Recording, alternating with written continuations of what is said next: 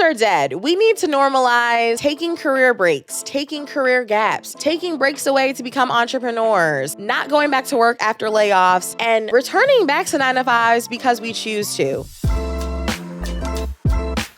What's going on? Welcome back to another episode of the 9 to Fly podcast. I am your host, Cinneah Flynanced, and this is an episode I'm really excited to record because there is a lot I need to get off my chest on this topic around unconventional career paths. So we're going to dive into that. Now, before we do, if you're not already subscribed to 9 to Fly, what you doing, okay? Make sure that you are subscribed to our podcast by clicking the subscribe button on YouTube, and be sure to follow us across Instagram, TikTok, and leave us a review on Apple Podcasts or Spotify Podcasts if you've been loving the show. Today, we're going to dive into a topic that I don't think we talk about enough, which is how to build an unconventional career path that you love. Because the reality is careers are dead, right? The old, antiquated, outdated idea that we are going to work the same job at the same company for 30 or 40 or 50 plus years is just as old as dust at this point, right? We all know that we need to take breaks. We have to experiment, right? Sometimes it's not going to look like just a linear straight path. So that's what I'm excited to share with you today, and just kind of talk to you honestly about even some of the unconventional career paths that I still want to explore. Even as someone who has had a lot of quote unquote career success in the past, I still feel like there's always more that I want to be doing, that I want to try, that I want to explore. And sometimes I don't even always feel like I can do it, even as someone who has worked a 9-to-5 and now is an entrepreneur. So the idea for this episode really came to me because I recently tweeted something and shared something that really went viral. So I wrote, quote, "Careers aren't linear. Let's normalize career gaps, sabbaticals, time away to be entrepreneurs, learning breaks, and returning to a 9-to-5 because we choose to." And I received so many types of responses, mostly positive, but some negative too, okay? Most folks appreciated that someone like me was saying what they were thinking, right? That the idea of working the same job at the same company for decades on end with no breaks is severely outdated and also just not sustainable, right? So I think that we're all tired of being shamed and scrutinized for how we choose to make the money that we need to make in our career and how we choose to spend our time, right? Take it from me. I am someone who I feel like is the epitome of a non-traditional or non-linear career path, right? When I started out working full-time, I didn't even know what I wanted to do. I majored in Africana studies and ended up falling into a career path that I didn't even know existed. I've worked multiple jobs at multiple companies. I've been promoted, but I've also been laid off. I'm an entrepreneur, but I also wouldn't mind returning to a 9-to-5. There is absolutely nothing linear about my career path. And even though I've only worked for about 5.5-ish years, I still feel like I've had a very rich career story. I still feel like I've been able to touch a lot of different things, work on a lot of exciting projects. And even now, today, I really feel like I've learned a lot about myself, about what I want out of a career, what type of work I want to be doing. And for the first time in my career, I really feel at peace with myself and with the decisions that I'm making around the work that I'm doing. And I feel like if it wasn't for all of those pivots and leaps that I took, I may not feel what I feel today. So building a career you love, as you can kind of hear from my own experience, is really about experimenting. And I feel like we don't talk about that enough, especially for women, for people of color, especially for Black women. We're hardly ever given the space to experiment and actually lead with curiosity in our careers. And I want that for more of us. It's about diving into your curiosity and just trusting that voice, like your intuition that's telling you inside you, like, oh, actually, we're curious about this, or we should do this. But it's also about reflecting on what's most important to you and what your career vision is and just going for it. You know, early in my career, I feel like my vision was, because I, was low income and then I went to college in Ivy League. I think my vision was I want to work for really big companies. I want to work on really big projects, and I want to work for recognizable companies. Back then, because I was just struggling so much financially, I think my career vision was also around making good money. And when I started to do that, my vision started to shift, right? It started to evolve. And I realized it wasn't just about the money. It was actually about financial freedom. It was about the freedom that I wanted. It was about the freedom to be able to travel, to be able to have a career that supported the lifestyle I wanted, not held it back, right? So while my path has changed, I really feel like my vision hasn't, right? I still feel like I'm committed to following my own path to build wealth, to experience freedom, and to live a life that I love. And it's about building in a career and now even a business that supports the life that I want.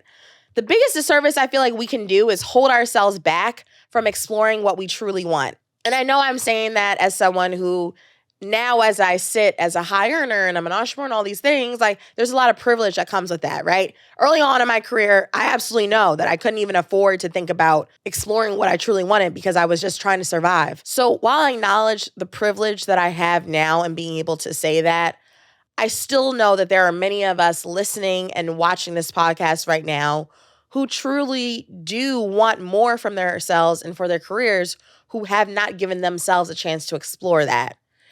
And I truly believe that even in the face of the economic climate that we're in, there's always room for us to explore new paths, new skills, and new opportunities.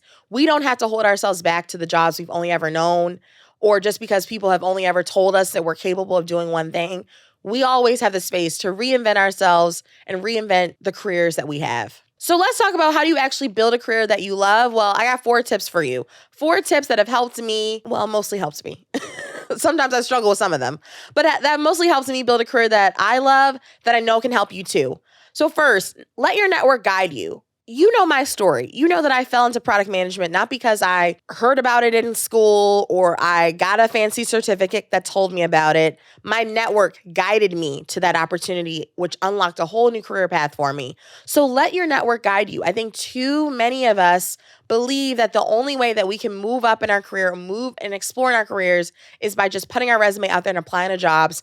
When the reality is there are people in your network right now, today, no matter if you've only been a contractor, a full-time, low paid, you're just graduating, there are people in your network right now that want to help you and that can guide you to that next opportunity and give you that clarity. So let your network guide you. Number 2, always be curious, always be learning.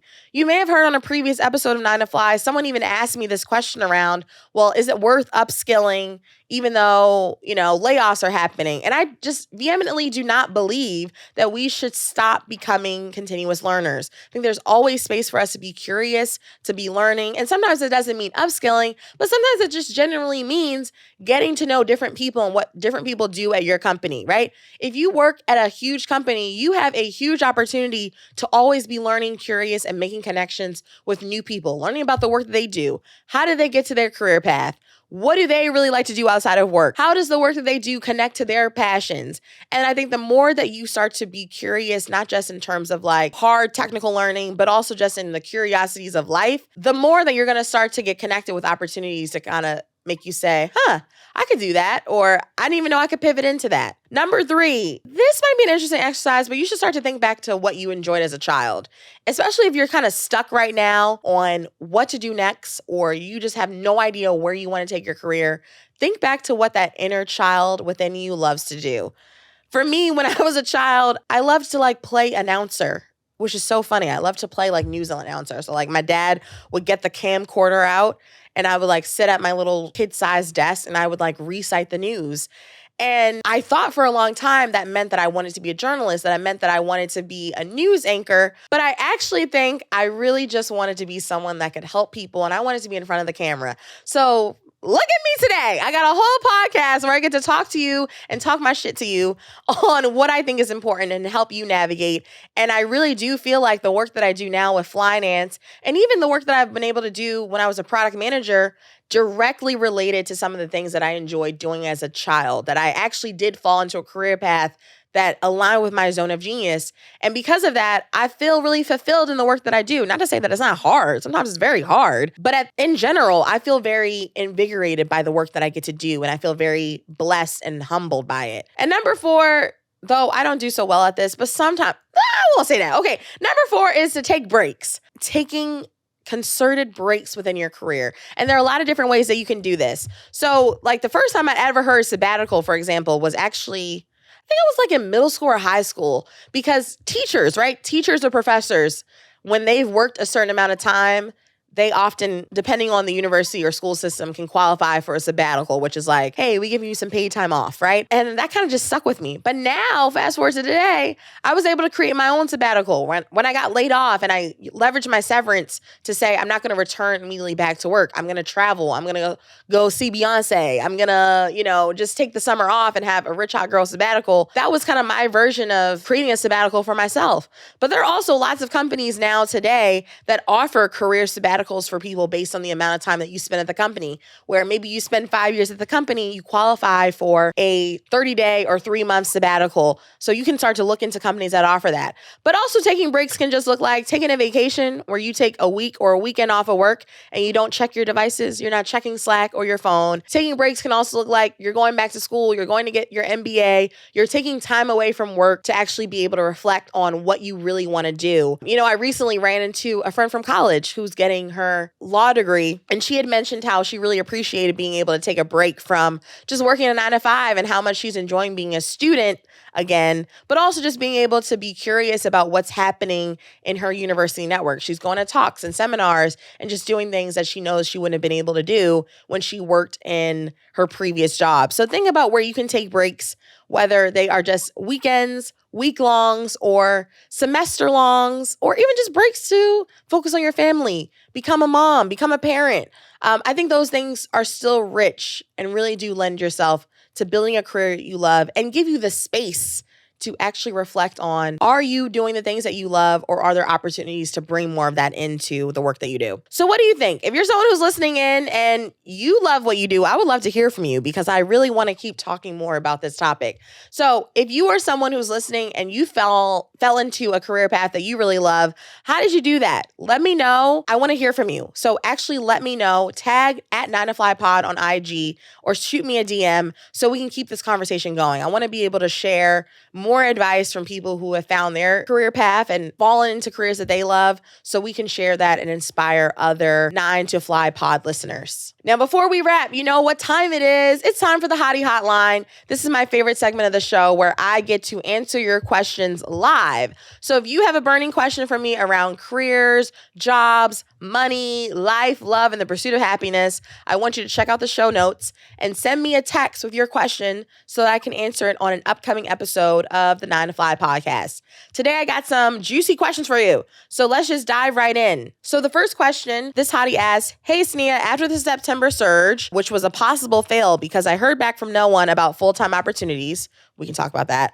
I'd like to know how to successfully pivot into product management. I applied to the Inclusive Product Management Accelerator cohort earlier this year, but wasn't accepted. I'm desperate and I do not want to go back into the office. Can you offer assistance for hotties having a hard time pivoting? Signed over this shit. Well, thank you so much for your question. So I want to break down this question because there was a lot that was said in this question. I want to break down every single piece of it. So first, this person mentioned September surge. I encourage my community to apply to at least 100 jobs to get closer to the 6-figure salaries that they want. Now, first, this person said, well, it was a fail because they didn't actually hear back from anyone around a full-time opportunity.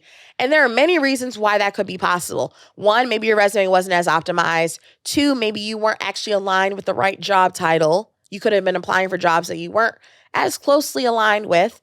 Or 3, there could also be other things that maybe you weren't able to do, like following up and really just creating more of that 360 approach that we kind of talked about during September surge. So I want to put that out there, as sometimes it's not always your fault as to why you haven't heard back from recruiters when you apply to jobs. But there are things that the average job seeker doesn't do that I always want to encourage you to do. So be sure to check out my previous episode where I talked about how to job search effectively for more tips on that. Now, you also mentioned that you wanted to pivot into product management. Here's the thing. When you pivot into product management, there is no industry standard certificate or program that helps you pivot into product management, right? I share programs to help people like you be able to know what's out there so that if you're looking for a more concentrated, targeted approach on how to do that, you can feel supported with a program environment. But there is no one program that guarantees you're going to be able to pivot into product management. In fact, I believe the easiest way to pivot into product management is the same way that I did it. It's by talking to product managers and building relationships with those people and networking your way into that career path. That is how most people land into product management. It's not because they majored in product management or got a fancy product management certificate. It's because they were either at the right time at the right place, or they started talking their way onto product teams based on the work they were currently doing. Now, you didn't share what you're exactly doing, so I don't really know what your skill set is. I don't really know what types of jobs you've been looking for and want to pivot into. You just said you desperately don't want to go back into the office, but maybe product management may not be the career path for you. I don't know. I can't say just based off what you shared in your question, but I do want to say in general, if you're having a hard time pivoting, it's always best to go back to my cardinal rule, which is to let your network guide you to those opportunities. I think you need to talk to more people in your network. I think you need to talk to old teammates, old bosses, people who are product managers besides just me. If I'm the only product manager you're talking to, that's a problem, right? Talk to people that are working these jobs that you think you're interested in. Get those informational coffee chats. Offer to buy people coffee. Offer to just talk to them for 15 minutes of their time. I think that we sometimes really underestimate how important the right relationships are in terms of helping us pivot and grow our career. So that would be my assistance for you. And of course, the more that I can learn about you and your skills, the more I could offer you advice. So hopefully that helps answer your question. And I want to help you, hashtag over this shit. So be sure to let me know if that was helpful. Next question is kind of getting more into my story. So this person's asking exactly what was your highest paying position? How many interviews did you have? What types of interviews? What were the questions? How much money did I make per hour? I know it's a salary, but some salary jobs require a lot of hours. Thank you. I'm happy to be as transparent as possible. So my highest paid position was when I was a product enablement manager at PayPal. My salary was $186,000. How many interviews did I had? I had one phone screen with a recruiter. I had a second round interview with the hiring manager. And then I had 3 or 4 second or third round interviews with like other peers. So I interviewed with someone that was going to be in my direct team. I interviewed with another product manager that closely supported the team. And I interviewed with another director on another team who I worked very closely with. And then my last round interview was with the most senior person over the team, who was the senior director over the team. So in total, I had five or six interviews in the whole interview process. It moved very quickly because they were really looking to hire. And I actually found that job during September Surge 2021 and had an offer by the end of that year. 2022, and had an offer by the end of that year. What type of interviews? All the interviews were behavioral. So even though it was a product enablement role and it was more technical, all the interviews that I had were behavioral. Behavioral meaning I was asked questions like, tell me about a time when, or walk me through, or how would you handle blank? So I didn't have any technical interviews. I didn't have to do a case study. I didn't have any take-home assessments. They were all behavioral interviews, just really asking me to explain experience that I already had and really just kind of gauging if I had the skills and personality that they were looking for. The types of questions were very specific to the role that I was interviewing for, but they just kind of asked me a lot of questions around what my previous experience was and what experience I had, and if I had any, for the role that I was interviewing for, there was a lot of ambiguity, a lot of white space. I kind of came in and stood up the process that didn't really exist. So they were also just kind of gauge if I was someone who could kind of take control, if I wasn't afraid to, get in front of people, chase people down for the right information. So, the questions that I got asked were very specific to that team's specific culture and the job. How much did I get paid per hour? I don't really remember what my hourly rate was, but I would say my role, I did not work an extreme amount of hours. I worked 40 hours. And actually at PayPal, in that product organization, Fridays were meeting free days. So most Fridays I didn't have any meetings. So I would say I was able to consistently get my work done week over week. I never really felt like I was overworked in that job. So I would definitely say that hopefully that answers all your questions. If not, let me know. And thank you so much for that question. Okay, last question I have for the HOTTIE hotline. I keep getting called in for second round interviews, but I never get the job offer. How can I solidify an offer? Should I be asking for feedback from those I interviewed with? So let's talk really fast about what's happening in an interview process. When you're successfully interviewing, at the first stage, if you are getting those interview requests, it means your resume is optimized, right? So based on this question, I know that this person who's asking this question has the right resume for the jobs they want because they're actually getting callbacks. They're getting those initial interviews and conversations. Now, it says that they keep making it to the second round, but never the job offer. So in the second round, that's typically when you really have to start to practice your behavioral interview questions. And a great framework that you can research is the STAR, STAR interview method: situation, task, action, and result.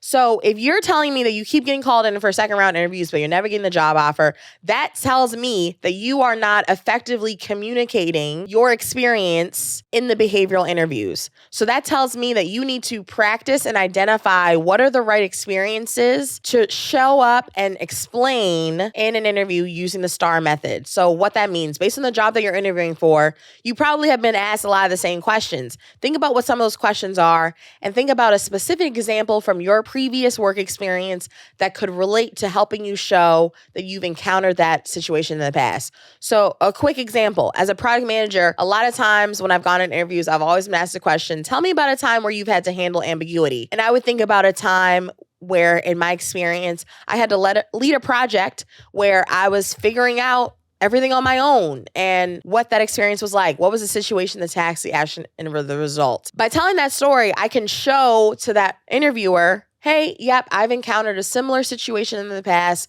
Here's how I handle it, and here were the results. So that tells me that you need to practice more of your interview skills. I would recommend you look into the STAR interview method and start to practice telling your stories by way of the STAR interview method. When it also comes to solidifying an offer, sometimes interviewers are not going to give you feedback. Now, I think you could always ask, especially if you get feedback where, we decided to move forward with other candidates. Thank you so much for your time. You could ask that recruiter if the interviewers have any specific feedback. They're not always entitled to giving you that feedback, but it doesn't hurt to ask. But I would definitely say in terms of solidifying an offer, sometimes just comes down to variables outside of your control. But if you are consistently not making it to those final round interviews, it probably means that you could be practicing your interview skills a little bit further.